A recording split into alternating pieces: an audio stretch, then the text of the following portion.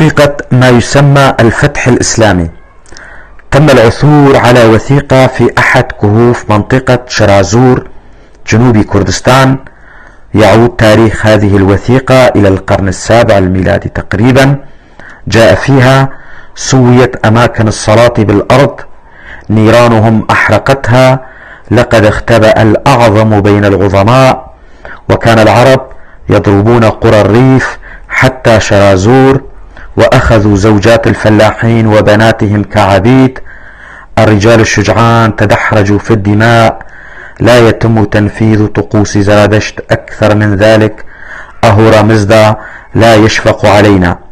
هذا التوثيق كما أسلفنا كان مكتوبا على قطعة من جلد، وكان موجودا في كهف بمنطقة شرازور.